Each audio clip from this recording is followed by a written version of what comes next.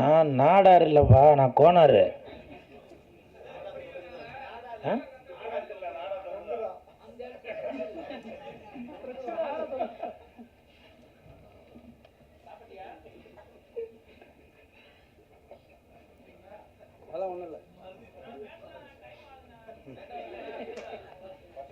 எங்கடா அவன்?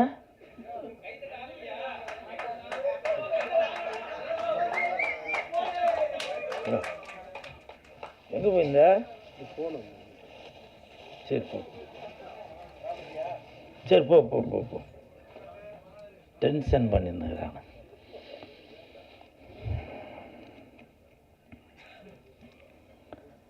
மேடையில் அமர்ந்திருக்கும் அனைவருக்கும் வணக்கம். பத்திரிகை நண்பர்கள், ஊடக நண்பர்கள், இணையதள நண்பர்கள், பிஆர்ஓ கார்த்தி, அனைவருக்கும் வணக்கம். மேடையில் பேசி கைத்தட்டல் வாங்குகிற அளவுக்கு நான் பெரிய பேச்சாளர் இல்லை. தயவு செஞ்சு நீங்களே ஒரு தடவை கைத்தட்டிருங்க. நன்றி நன்றி. இந்த கைத்தட்டல்கள் அனைத்தும் வஞ்சி அந்த படத்தோட டீமுக்கு தான் போய் சேரும். திருவண்ணாமலை பக்கத்தில் செஞ்சி, இந்த படத்தோட பேர் வஞ்சி. திருவண்ணாமலை பக்கத்தில் செஞ்சி, இந்த படத்தோட பேர் வஞ்சி. குழம்புக்கு போடுவாங்க இஞ்சி, குழம்புக்கு போடுவாங்க இஞ்சி. இன்னைக்கு ஆடியோ ரிலீஸ் வஞ்சி. இது இஞ்சி அது வஞ்சி, இது இஞ்சி அது வஞ்சி.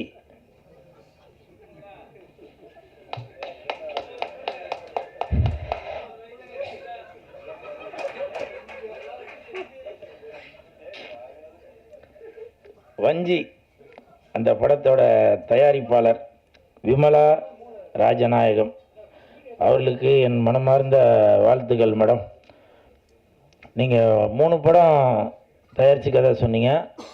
4வது படத்தில் என்ன தான் கதாநாயகனாக போட போகிறதா வெளியில் சொன்னீங்க. அது உண்மை தானே? அது மேடம் உண்மையா? இல்லை எதோ சொல்லிட்டாங்க, இருந்தாலும் நான் வெயிட் பண்ணி பார்க்குறேன். உங்களுக்கு மனமார்ந்த வாழ்த்துக்கள். ஏன்னா என்னுடைய அடுத்த படத்தோட தயாரிப்பாளர் விமலா ராஜநாயகம் அவங்களுக்கு கண்டிப்பாக இந்த படம் மிகப்பெரிய வெற்றி அடையணும். ஏன்னா அப்போ தான் அடுத்த படத்தில் எனக்கு வாய்ப்பு கிடைக்கும். அதே மாதிரி ராஜநாயகம் சார், ஓ சூப்பர், ராஜநாயகம் சார் குங்ஃபு கலைஞர், ஆமாம் சூப்பர், வாழ்த்துக்கள். நல்லா நடிச்சிருந்தீங்க, உங்களுக்கு மனமார்ந்த வாழ்த்துக்கள். ராஜேஷ் சார் அவங்க இயக்கி கதாநாயகன் நடிச்சிருந்தீங்க, சூப்பர். இங்கே நிறைய பேர் கேரளா தான் இருக்கிறாங்கல்ல, எல்லாம் சக்கப்பழம், புட்டு, கொண்டக்கடலை, ஸோ அதுதான் ஞாபகம் வருது. ஸோ எடிட்டர் கூட கேரளா தானே எடிட்டர்? ஆமாம், எல்லாருமே. ஸோ அந்த ஹோல் டீமுக்கும் மனமார்ந்த வாழ்த்துக்கள். மியூசிக் டைரக்டர் நல்லா சூப்பராக மியூசிக் பண்ணியிருக்கீங்க சார், வாழ்த்துக்கள். முக்கியமாக அந்த குத்து டான்ஸு, அது லிரிக் யார் சார் எழுதுனது? ஓஹோ, நக்க நக்கிரி நார நக்கிரி அப்படின்னு இருந்துச்சு. நக்க நக்கிரி நார நக்கிரி, நக்க நக்கரி நார நக்கிரி அப்படின்னு எழுதிருந்தீங்க, சூப்பர், வாழ்த்துக்கள். அவர் தான் எழுதினாரா? Super super. இந்த ஹோல் டீமுக்குமே மனமார்ந்த வாழ்த்துக்கள். ஓ ஓ ஆ, நல்லா இருந்துச்சு, நல்லா இருந்துச்சு. நானே சார்கிட்ட கேட்டேன் பாட்டு ஓடும்போது, நல்லா இருந்துச்சு, சூப்பர், வாழ்த்துக்கள். அதே மாதிரி இயக்குனர் டிவிகேவா என்னன்னு தெரியல, அவங்க அந்த லவ் பண்ணும்போதெல்லாம் பேக்ரவுண்டில் வெறும் டிவிகே கலர் போட்ட பூவாக இருந்துச்சு. நீங்கள் கவனிச்சிங்களா அது? ஸோ அதனால் கேரளாலேயும் விஜய் சார் அங்கேயும் வெற்றி நடை போட்டுட்ருக்காரு, உங்களோட பாட்டிலே தெரியுது. ஸோ உங்களுக்கு மனமார்ந்த வாழ்த்துக்கள்.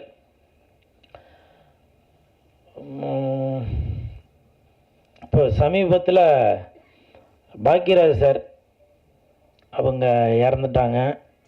அவருடைய மறைவுக்கு நான் முருங்கைக்காய் எடுத்துகிட்டு போயிருந்தேன். அது பயங்கர விமர்சனம் ஆச்சு. எனக்கு மனசு கேட்காம பாக்கியராஜ் சாரோட மகன்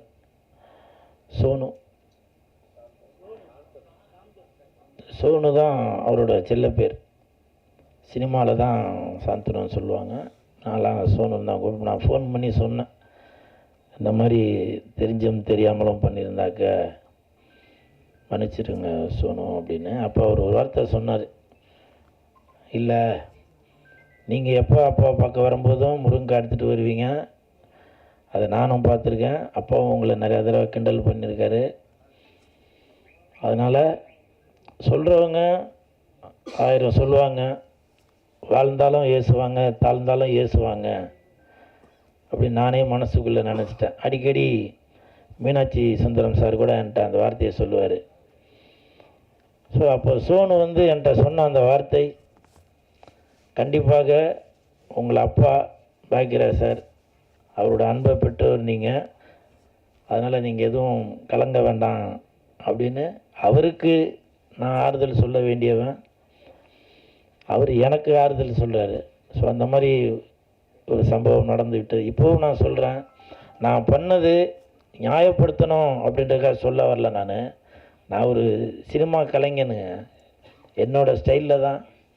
அதுவும் நான் வேறு ஏதோ ஒரு தடைப்பட்ட பொருட்களையோ நான் எதுவும் எடுத்துகிட்டு போய் இது பண்ணல.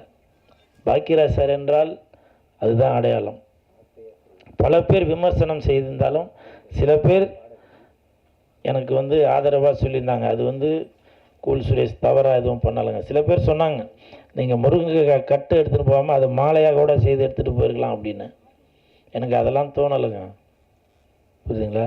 அவர் இறந்துட்டார் என்ற ஒரு செய்தி கேட்டவுடனே நான் அவ்வளவு நொந்து போயிட்டேன். அதனால் தயவுசெய்து நான் ஒருவேளை நான் செய்தது தவறு என்று நீங்கள் நினைத்திருந்தால் நான் மனப்பூர்வமாக மன்னிப்பு கேட்டுக்கொள்கிறேன். ஏன்னா நீங்கள் இல்லாமல் நான் இல்லை.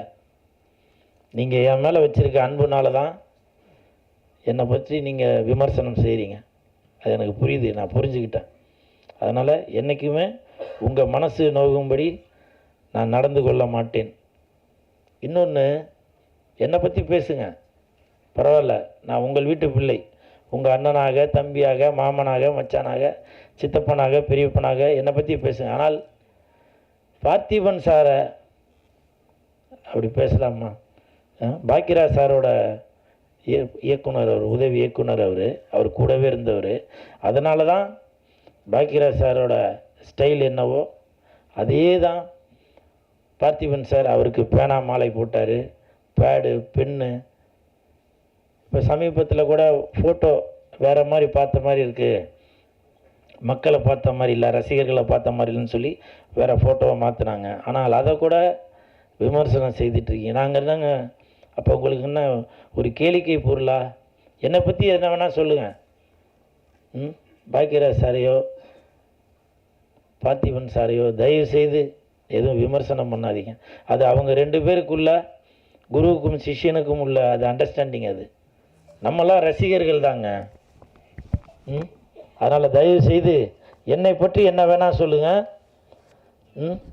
அந்த வித்தகன், புதிய பாதை படித்த அந்த வித்தகனை, பார்த்திபன் சாரை தயவுசெய்து எதுவும் சொல்லாதீங்க. இப்போது பேரரசர், நான் இந்த வார்த்தையை சொல்கிறதுக்கு நான் மன்னிப்பு கேட்டுக்கிறேன். ஏன்னா இப்போ பேரரசர் அவர் எடுத்துக்கிட்டிங்கன்னா கூட அவருடைய அடையாளம் திருப்பாச்சி, அருவா. அவர் வீட்டு சுப நிகழ்ச்சிக்கு என்னை அழைத்தால் கண்டிப்பாக பேரரசார் வீட்டுக்கு நான் அருவா தான் ப்ரெசன்ட் பண்ணுவேன், திருப்பாச்சி அருவா தான் ப்ரெசன்ட் பண்ணுவேன். அது அவருடைய அடையாளம். இப்போ கூட பாருங்கள், பேரரசார் மீசியை கூட ஒரு அருவா மாதிரி தான், வீரமாக தான் வச்சுருக்காரு. எத்தனை படம் இதுக்கு மேலே அவர் எடுத்தாலும் சரி, பேரரசு என்றால் அது திருப்பாச்சி தான், அந்த வீரமான அந்த அருவா தான் ஞாபகம் வரும். இதை நான் மட்டும் சொல்லலை. 2 நாளைக்கு முன்னாடி ஒரு வீடியோ ஒன்று பார்த்தேன். ஒரு 4 வருடங்களுக்கு முன்னால் சேலத்தில் மாண்புமிகு தமிழக முதலமைச்சர் விஜய் சார் அவர்கள் ஒரு ரசிகர் மன்ற ஒரு கூட்டம் நடத்துகிறாரு. அந்த கூட்டத்துக்கு தலைமை ஏற்பதாக தமிழன் பார்த்திபன் அவர்கள் ரசிகர் மன்ற தலைவராக இருந்த சேலத்தில் மாவட்டத்துக்கு உள்ளவர், அவரை கூப்பிட்டு அறிமுகப்படுத்தும் போது ரசிகர்களை பார்த்து சொல்கிறாங்க, நீ எந்த ஊரு நான் எந்த ஊரு முகவரி தேவையில்லை அப்படின்னு பாடிட்டு தொப்புள் கொடி உறவா இல்லவே இல்லை அப்படின்னு பாடிட்டு இது வந்து திருப்பாச்சி படத்தில் வர பாட்டு அப்படின்னு சொல்லி அந்த இடத்துல கூட அந்த திருப்பாச்சி படத்தோட பேரை தான் மாண்புமிகு தமிழக முதலமைச்சர் விஜய் சார் அவர்கள் சொல்லிட்டு வராங்க. அப்படி ஒருத்தங்களுக்கும் ஒரு அடையாளங்க. அதனால் தயவு செய்து சினிமாக்காரங்கள எதுவும் தவறாக சித்தரிக்காது. உங்களுக்கு பிடிக்கலையா தள்ளி விட்டுட்டு போயிருங்க. நாங்கள் உங்களை சந்தோஷப்படுத்துறதுக்கு தாங்க இருக்கிறோம். நீங்களே யோசிச்சு பாருங்கள். ஒரு துக்க வீட்டில் போய் நான் போய் பாட்டு பாடிக்கிட்டு வேறு எதனா காமெடி பண்ணிக்கிட்டு எது இருந்தேனா சொல்லுங்கள். எனக்கு தான் தெரியும் அந்த அந்த துக்கமும் வேதனையும் என்னன்றது. என் வீட்டு நிகழ்ச்சிக்கு வரும்போது கூட எல்லாருக்கும் நான் பொக்கே கொடுத்தேன். ஆனால் பாக்கியராஜ் சாருக்கு நான் முருங்கை தான் கொடுத்தேன். இதெல்லாம் நான் வந்து உங்களுக்கு ப்ரூஃப் பண்ணணும் அப்படின்றதுக்காக சொல்ல வரல. நான் ஏதாவது தவறாக செய்திருந்தால் நான் மனப்பூர்வமான மன்னிப்பு கேட்டுக்கொள்கிறேன்.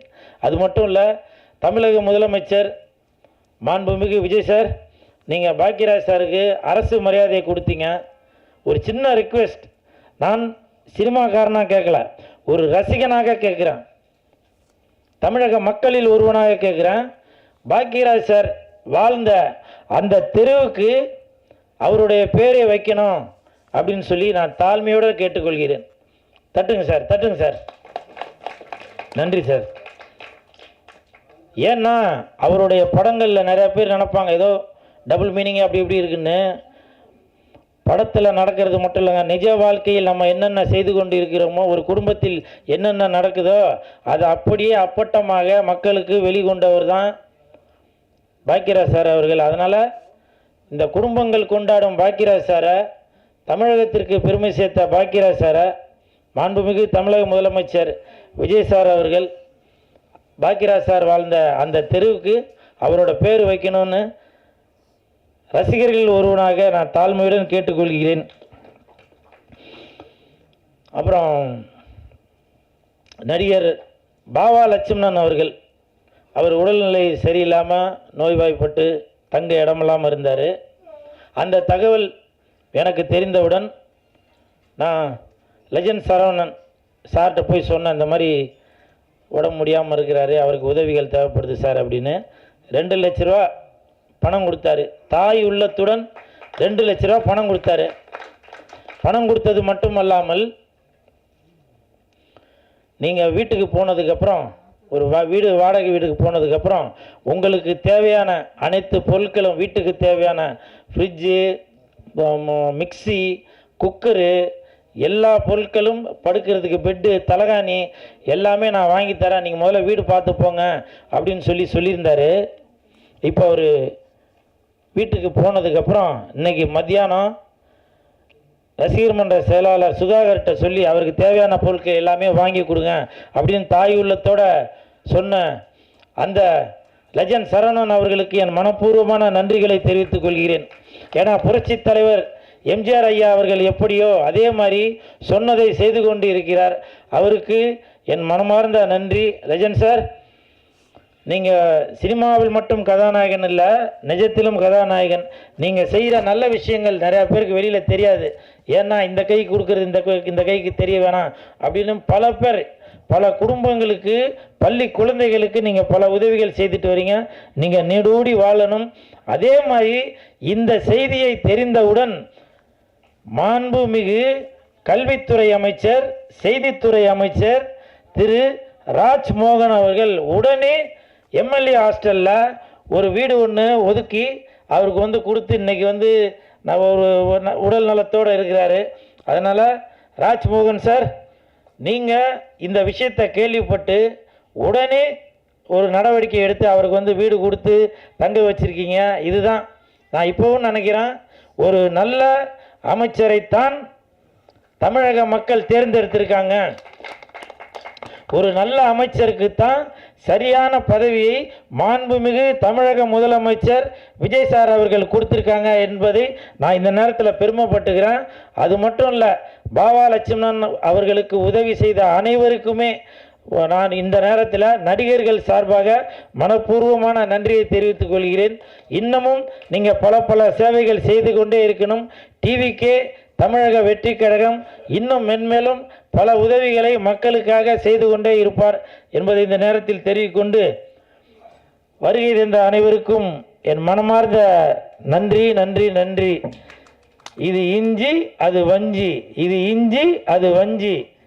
நன்றி, வணக்கம். தம்பி இசக்கி ராஜா அவர்கள், நான் என்னங்க பெரிய பேச்சாளர், தம்பி சும்மா பீரங்கி, சும்மா நிறைய வார்த்தை என் காதிலே விழலை. காரணம் என்ன தெரியுங்களா? உங்களுடைய ஆதங்கம் அப்படியே வெளியில் படுது. தயவு செய்து ராஜா அவர்கள் சொன்ன மாதிரி தயாரிப்பாளர்களுக்கு என்னென்ன வாழ வைக்க வேண்டிய என்னென்ன இருக்கோ அது எல்லாமே என் உடன்பிறவா சகோதரர் பீரங்கி பேச்சாளர் இசக்கி ராஜா அவர்களுக்கு நான் வழிமொழிகிறேன். நீங்கள் என்ன செய்யணும்னு சொல்லுங்கள். என் தம்பிக்கு பக்க துணையாக தம்பி உடையான் படைக்கு அஞ்சான் அப்படின்ற மாதிரி உங்களுக்கு என்ன பண்ணணும்னு சொல்லுங்கள். என்னுடைய 2 கண்களை கொடுத்தாது உங்களுக்கு நான் உதவி செய்வேன்.